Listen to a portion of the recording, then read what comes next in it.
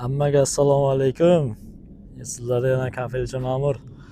Ko'pchilik so'rayapti, Xorvatiyada, Yevropada fasad ishi qanaqa?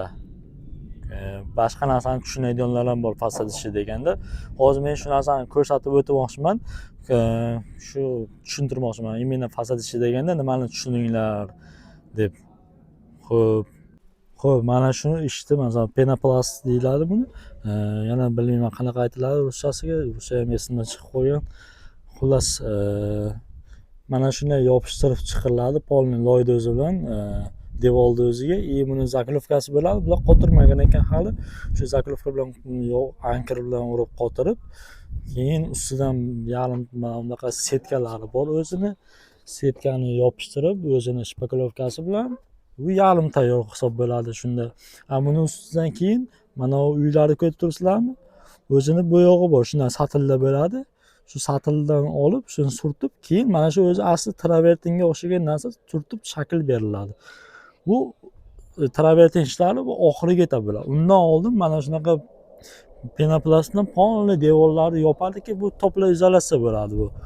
Shuning uchun Yevropada faqat fasad ishi desa, shuni tushuninglar. Buni bilmasalaring agar fasad ishiga boryapman deb nima qilmanglar, keyin ishlaring o'xshamay qolishi mumkin. Buni Rossiyada bo'lsa odamlar ishlayotgan bo'lsa, ular tushunadi bu narsani. Mana bu Stiglovadan ham qilinadi, boshqadan qilinadi, ular bilishadi.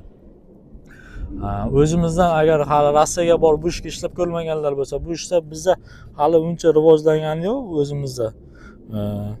Endi kirib boryapti. Yevropada avvaldan bor shu ishlar. Shu ishga imенно Yevropada, misol uchun Polsha, Latviya, Litva, misol uchun Xorvatiya bu yerlarda 7 yevrodan boshlab 10 yevrogacha. Imенно Xorvatiya bo'yicha aytadigan bo'lsam 7 yevrodan 10 yevrogacha to'lashadi soatiga. Shuni hisoblanglar. Germaniyalarda balandroq to'laydi, lekin ish soati kamroq bo'ladi.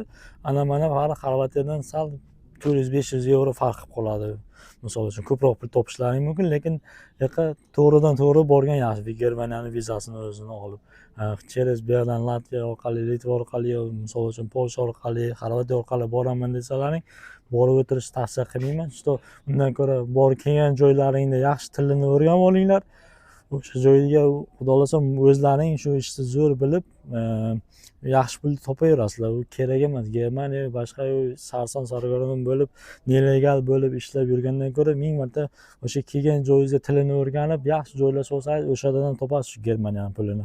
Sog' bo'linglar, salomat bo'linglar. Sizlarga yana kafechi ma'mur, yana sizlarni nima narsa qiziqtiradigan bo'lsa yozib qoldiringlar. Men shu haqida video qilaman.